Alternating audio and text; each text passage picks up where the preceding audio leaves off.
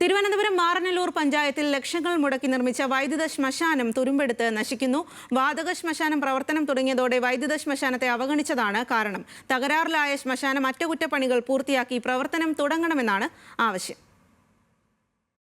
തൈക്കാട് ശാന്തി കവാടത്തെ ആശ്രയിച്ചിരുന്ന നെയ്യാറ്റിൻകര, ആര്യങ്കോട്, പെരിങ്കടവിള, കാട്ടാക്കട, ബാലരാമപുരം പഞ്ചായത്തുകളിലുള്ളവർക്ക് മാറനല്ലൂരിൽ ആരംഭിച്ച പൊതുശ്മശാനം ഏറെ ഗുണകരമായിരുന്നു. എന്നാൽ കോവിഡ് കാലത്ത് ഇവിടെ വലിയ തിരക്കുണ്ടായി.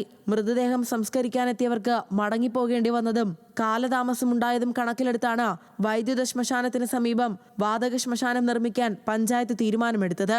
ജില്ലാ പഞ്ചായത്ത് അനുവദിച്ച ഫണ്ടും പഞ്ചായത്തിന്റെ തനത് ഫണ്ടും ഉപയോഗിച്ച് നിർമ്മാണം പൂർത്തിയാക്കി 2024 പ്രവർത്തനം ആരംഭിച്ചു. എന്നാൽ വാതക ശ്മശാനം പ്രവർത്തനം തുടങ്ങുന്നതിന് മാസങ്ങൾക്ക് മുമ്പ് തന്നെ വൈദ്യുത ശ്മശാനം തകരാറിലായി. പിന്നീട് പഞ്ചായത്ത് ഇവിടേക്ക് തിരിഞ്ഞു നോക്കിയിട്ടില്ല. ആ ശ്മശാനത്തെ അടച്ചു പൂട്ടുന്ന ഒരു വക്കിലേക്കാണ് LDF ഭരിക്കുന്ന മാറനല്ലൂർ ഗ്രാമപഞ്ചായത്ത് മുന്നോട്ട് വരുന്നത്. വാതക ശ്മശാനമായിരുന്നാലും ഇലക്ട്രിക് ശ്മശാനമായിരുന്നാലും പൊതുജനങ്ങൾക്ക് ഒരേപോലെ 2 ബോഡി ഒരേ സമയം വന്നു കഴിഞ്ഞാൽ തുറന്നു കൊടുക്കേണ്ട കാലത്താണ് അവർ നഷ്ടം എന്ന് പറഞ്ഞുകൊണ്ട് ഇതിനെ അടച്ചു പൂട്ടുന്ന ഒരു വക്കിലത്തേക്ക് എത്തിച്ചത്. വാതക ശ്മശാനം മാത്രം പ്രവർത്തിക്കുന്നത് പഞ്ചായത്തിന് നഷ്ടമാണ്. എന്നാൽ വൈദ്യുത ശ്മശാനത്തിലെ മെഷീൻ തുരുമ്പെടുത്ത് നശിച്ചു തുടങ്ങി.